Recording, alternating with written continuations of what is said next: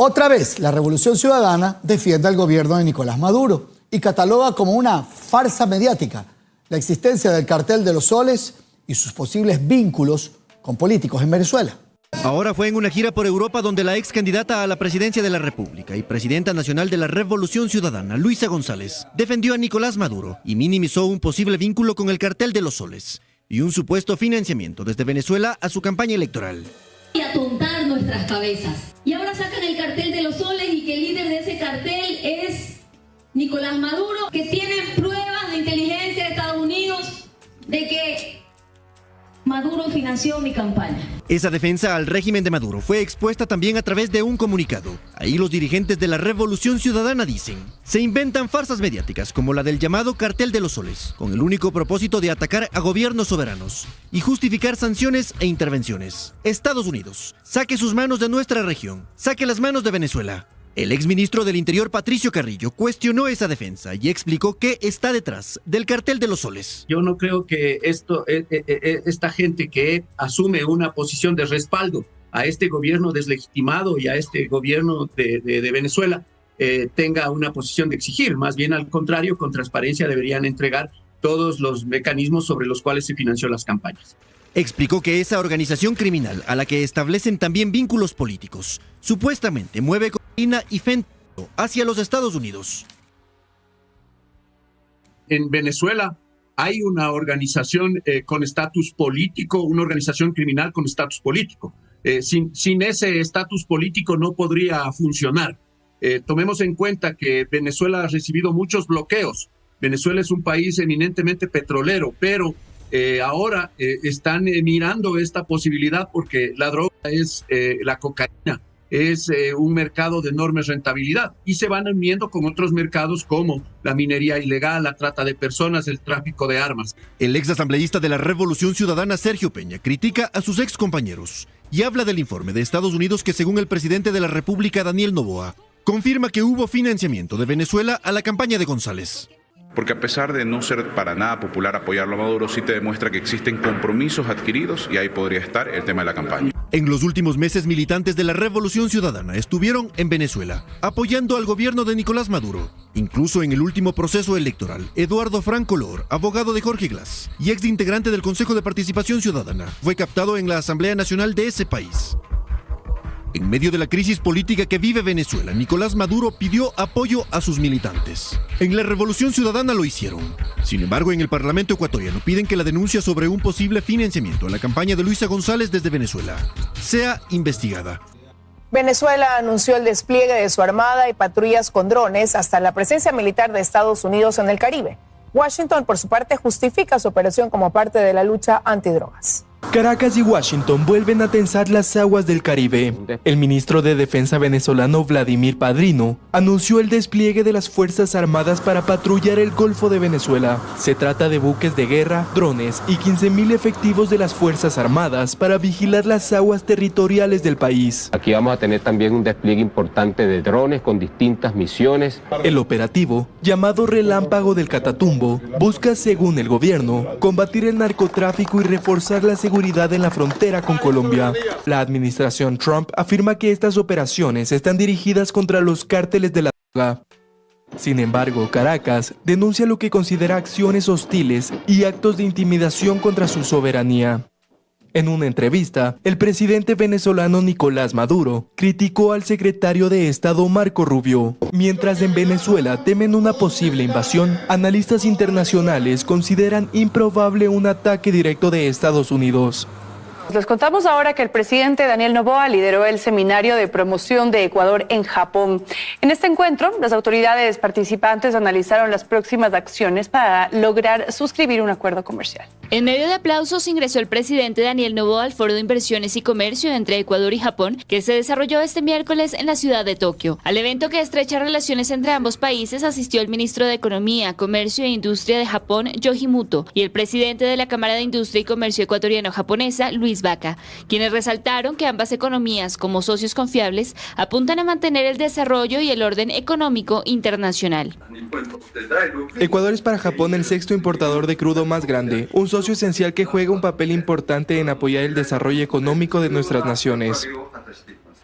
Esto representa una oportunidad estratégica para ambas naciones y un camino invaluable para diversificar nuestros mercados. El presidente Daniel Noboa resaltó que la economía del Ecuador está creciendo, pues el primer trimestre de 2025 el PIB alcanzó 29,4 mil millones de dólares, lo que representa un crecimiento del 3,4%, consolidándose como un socio serio y confiable.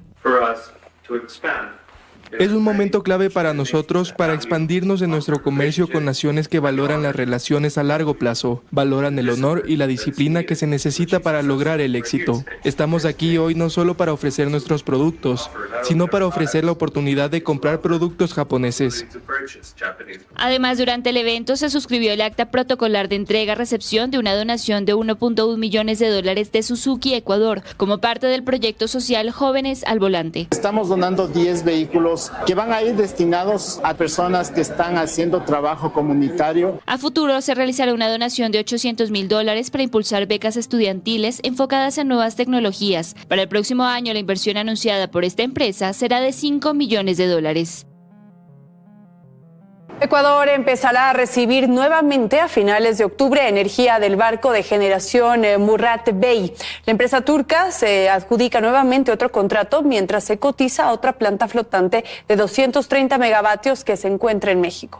Se trataría del cuarto barco de generación de Car Power Ship en Ecuador. La empresa que hoy realiza los estudios de mercado y cotiza con la misma firma es Electroguayas. Lo que hicieron es un estudio de mercado.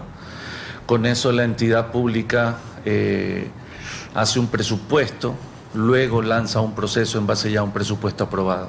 Esta nueva solución flotante de 230 megavatios se encuentra en México y es de nombre KPC-1. Su contrato estaría estipulado por 1 año y 6 meses, lo que según cálculos del consultor de la misma firma turca, llegaría al país a mediados de noviembre. Su tránsito y tiempo sería de México a Panamá 7 días, de ahí hasta llegar al país otros 12 días más.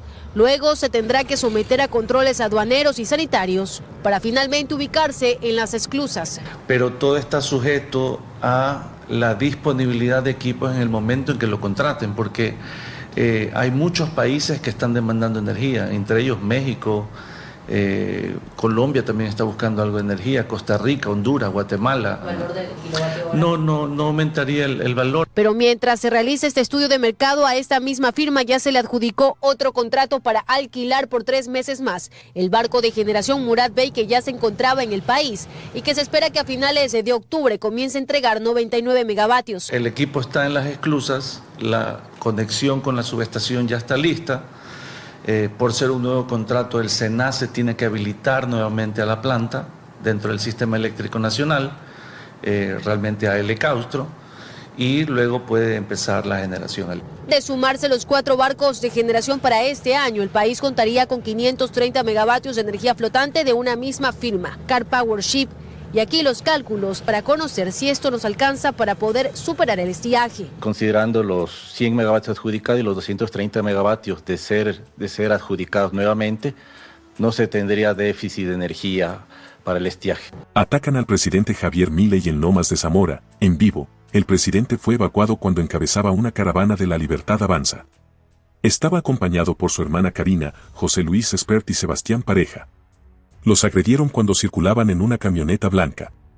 El presidente Javier Milei debió ser evacuado esta tarde cuando encabezaba una caravana en la localidad bonaerense de Lomas de Zamora. En medio de incidentes protagonizados por al menos 2 hombres que arrojaron piedras y botellas de plástico a la comitiva. El mandatario iba acompañado por José Luis Espert, quien salió en moto de la zona, y por su hermana Karina Milei. El mandatario intentó realizar un recorrido por Lomas de Zamora, pero un grupo de vecinos protestaba por su presencia en la zona. En un intento de llevar la atención a la campaña bonaerense y sacar del centro de los reflectores el escándalo por el pago de coimas en la Agencia Nacional de Discapacidad, el presidente Javier Milei protagonizó este miércoles una caravana fallida en Lomas de Zamora que se vio interrumpida por una protesta de vecinos. Todo lo que dicen es mentira, llegó a pronunciar el mandatario ante la consulta por los audios adjudicados a Diego Spagnolo. La intervención de campaña terminó con piedrazos y botellazos contra los candidatos y 2 personas detenidas. ¿Qué les parece este incidente? ¿Creen que la violencia política es un problema en Argentina? ¿Cómo creen que debería abordarse esta situación? Seguimos con las noticias. Presten mucha atención que tenemos mucha información importante. El 29 de agosto de 2025, en el Complejo Judicial Norte de Quito, se celebrará la audiencia de vinculación dentro del caso Blanqueo Fito. Un proceso que investiga un aparente esquema de lavado de activos que habría movilizado más de $24 millones entre 2016 y 2024. Pero esta vez, la lupa no solo apunta al capo ya extraditado a Estados Unidos, sino también a quienes compartieron con él su entorno más cercano, su esposa, su pareja sentimental, sus hijos, sus padres, sus hermanos, sus cuñados e incluso empresas que operaban como fachadas de legalidad. Las autoridades sostienen que detrás de compañías de limpieza, ferreterías, embotelladoras de agua y servicios de transporte pesado, se tejía una compleja red diseñada para dar apariencia de legalidad a fortunas ilícitas. Entre los convocados a la diligencia están nombres que hasta ahora permanecían en la sombra: Ramón Macías y Violeta Villamar, padres de Fito, Ronald y Yandri Macías, sus hermanos, Michelle y Jair, sus hijos, así como cuñados y socios vinculados a la expansión del clan. La magnitud del caso pone en evidencia que la lucha contra el crimen organizado ya no se libra únicamente en los puertos, las cárceles o las fronteras, sino también en los despachos contables y los registros mercantiles. Lo que está en juego es descubrir si la familia de Fito fue parte consciente de un engranaje criminal que, bajo la fachada de negocios aparentemente inocentes, lavó millones de dólares. Esta audiencia será más que un trámite judicial, se trata de un juicio simbólico contra la impunidad, donde la fiscalía intentará demostrar que la red del narcotráfico no termina con la caída de un cabecilla, sino que se extiende como raíces profundas hacia sus más íntimos vínculos familiares y financieros. La pregunta que flota en el aire es inevitable: ¿cuántos sabían, cuántos callaron y cuántos se beneficiaron quienes hoy enfrentan la justicia junto al hombre que durante años encarnó el poder oscuro de los choneros? El reloj avanza hacia una jornada que podría marcar un antes y un después en el combate al crimen organizado en Ecuador, y la historia apenas comienza. Alias Fito, su esposa, hijos y otros familiares del cabecilla de los choneros son convocados a una audiencia de vinculación por caso de lavado de activos. La diligencia está programada en el Complejo Judicial Norte. Un juzgado de Quito convocó a José Adolfo Macías Villamar, alias Fito, cabecilla de los choneros, y a otras 10 personas de su círculo familiar a una audiencia de vinculación por lavado de activos el 29 de agosto de 2025. La diligencia, programada en el Complejo Judicial Norte, aborda el caso Blanqueo Fito, que involucra $24 millones de origen ilícitos manejados entre 2016 y 2024. La fiscalía busca incluir a familiares y empresas ligadas al cabecilla de los choneros que fue extraditado a Estados Unidos. Entre los convocados están los padres, hijos y cuñados de Fito, además de 4 compañías. La audiencia determinará su implicación en la red de blanqueo.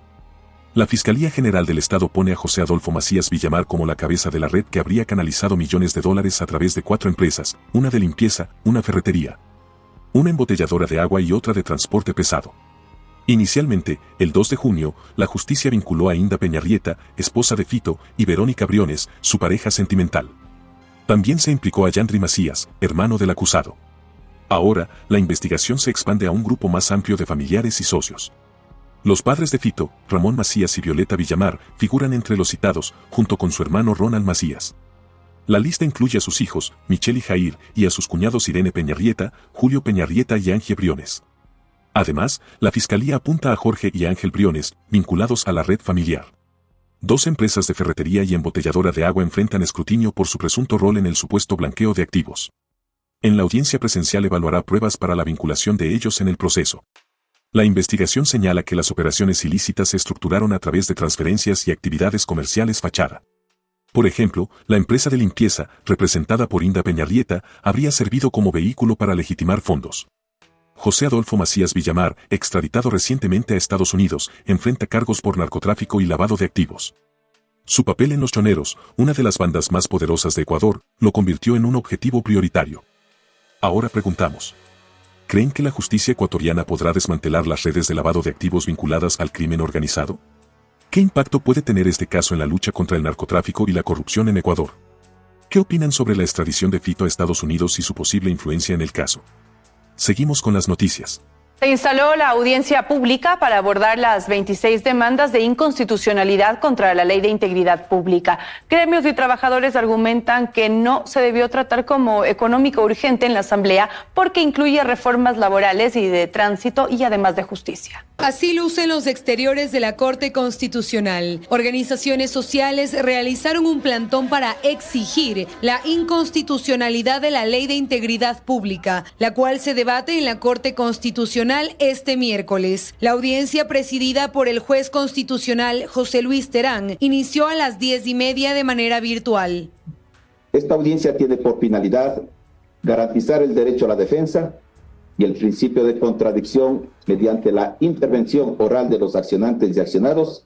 Representantes de la Unión Nacional de Trabajadores, el Frente Unitario de Trabajadores, Unidad Popular y otras organizaciones expusieron por qué es regresiva en derechos laborales. También sostuvieron que no cumple con la unidad de materia, puesto que aborda distintos temas, como que los adolescentes cumplan sentencias en cárceles de mayores de edad o impone un régimen disciplinario a jueces y fiscales. Asimismo, modifica la contratación de funcionarios públicos. Las disposiciones fueron aprobadas bajo el procedimiento de ley económica urgente, pero ninguna de las que acabo de señalar guarda relación con la estabilidad fiscal ni con la sostenibilidad económica. ¿Acaso las reformas al sistema penal juvenil? ¿Acaso las reformas para la declaratoria de emergencia? La audiencia continúa desarrollándose en la Corte Constitucional y aún no es turno de las autoridades públicas para defender la ley presentada y aprobada en la Asamblea Nacional.